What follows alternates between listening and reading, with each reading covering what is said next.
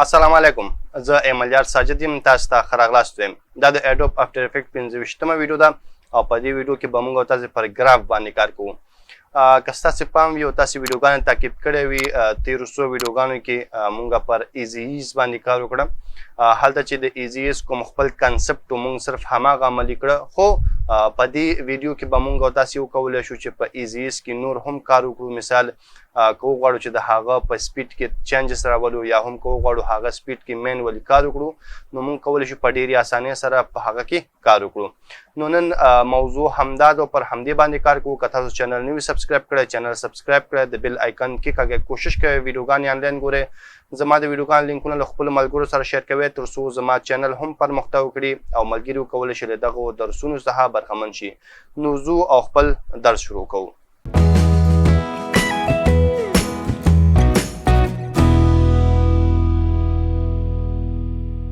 نو راځو ما خپل افټر افیکټ پروګرام خلاص کړی له هر څه نه وړاندې کمپوزیشن ته راځو کمپوزیشن کې نیو کمپوزیشن ته راځو او دلته څه ډول کمپوزیشن چې زموږ په کار وي هغه اخلو لسو ثانیو کمپوزیشن موږ جوړول غواړو نو دلته لس ثانیې لیکم او اوکې باندې کلیک کوم کمپوزیشن موږ سره تیار شو اوس راځو موږ پر دې کار کوو چې ګراف موږ سره څه کار کوي او څنګه کولی شو خپل ایزیس کوم انیمیشن چې دی هغه پرې کنټرول کړو نو هر څه نه وړاندې زه یو انیمیشن جوړوم د هغه لپاره دلته یو سرکل اخلم سرکل ما دلته انتخاب کړو یو وړوکی سرکل دلته اخلم او اوس غواړو دې له زه پوزیشن ورکړم نو پوزیشن لپاره مونږ ویلی وو چې مونږ پی کله کېکاږو نو مونږ سره پوزیشن خلاصیږي کې فریم آن کوو راځو ورته وایم چې په 1 ثانیه کې یا هم په 2 ثانیو کې دغه سرکل د دې ساحې نه روان شي او دغسې دې ساحې پورې دی راشي دې پورې د زمونږ ورک ایریا وي نو زه ان کې کاږو مونږ سره ورک ایریا انتخابیږي اوس چې کله مونږ دغه ویډیو پلی کړو تاسو ګورئ دغه شکل د دغه ساحې سره دې ساحې پورې راځي خو ګورئ د دغه کوم سپیډ چې دی دا مونږ سره همغه یو ډول دی هېڅ نه بدلیږي نه کمیږي او نه هم مونږ سره ډېرېږي اوس که چېرته مونږ راشو دلته که وګورئ مونږ سره یو وړوکی آیکن دی د ګراف او لیکلی ګراف ایډیټر کله چې په دې مونږ کلیک کړو نو تاسو ګورئ دلته مونږ سره یو څه ګرافس راځي چې مونږ کولی شو د دغه په واسطه خپل دغه د شکل چې کوم سپیډ دی هغه مونږ برابر کړو یا کار وکړو دلته لاندې وګورئ لیکل شوی دی 500 پکسله پر سیکنډ څنګه چې موټر کې مونږ سره سپیډ وي کیلومتر پر هاور وي یا میلز پر هاور وي همدغسې دلته مونږ سره 500 پکسلز پر سیکنډ دی یعنی په یو سیکنډ کې 500 پکسلز دا کراس کوي او مخته ځي خو فلحال دا پرېږدو نو زمونږ کار خو په ایزیز دی نو فلحال چې مونږ دلته راځو صرف مونږ سره لینیر چې کوم د دې هغه پوزیشن دی هغه مونږ ته شو کېږي یا کوم انیمیشن چې دی خو که چېرته راشو مونږ د خپل دواړه کې فریم انتخاب کړو په دې باندې ایزیز اپلای کړو شارټکټ یې مونږ سره F9 دی او یا هم کولی شي په دې رایټ کلیک کړئ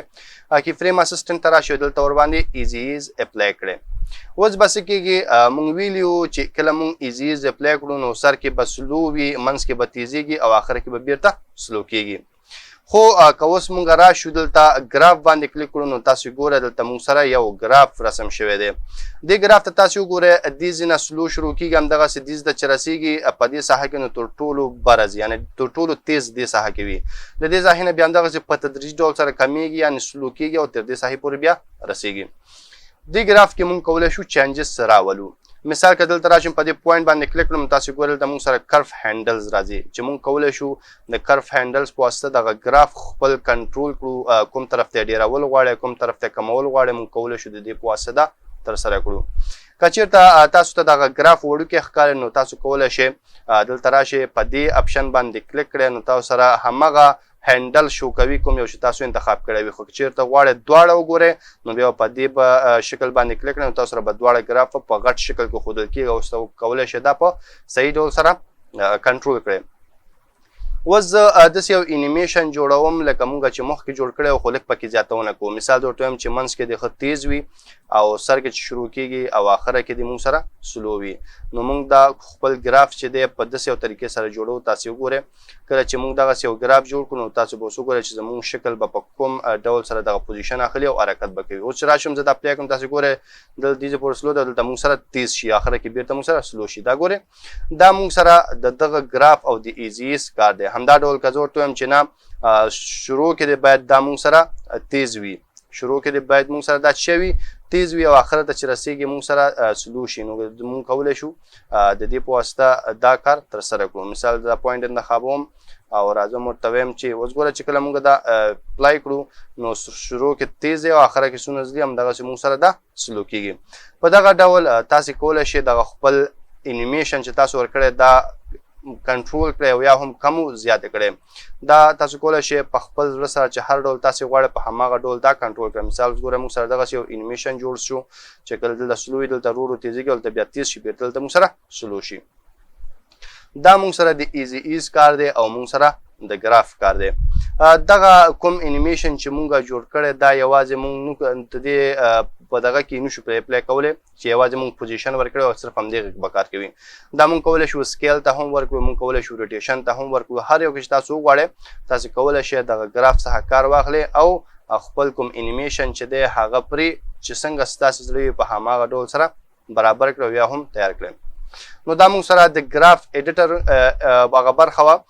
مونږ وویو چې تېره موضوع کې مونږ او تاسې پر ایز باندې کار کړی و. ایز اوټ مونږ سره ایز ان مونږ سره خو هلته چې څه مونږ سره تیار جوړ مونږ صرف هماغه یې کار کولی شو. په دغه برخه کې اوس مونږ کولی شو چې هر یو کې خپله مینولي چینجز راولو او چې څنګه زمونږ زړه وي په هماغه ډول سره هغه له انیمیشن ورکړو. د ښه زده کولو لپاره پریکټس پکې وکړئ، دغه ګراف ته مختلف شکلونه ورکړئ، مختلف یې تاو راتاو کړئ، څونه چې تاسې کار وکړئ هغومره به تاسې پکې مهارت ترلاسه کړئ. نو تر بیا چې زه راځم تاسې په خدای سپارم، کوشش کوئ ویډیوګانې انلاین ګورئ او ما په دعاګانو کې یاد ساتئ. د خدای په امان.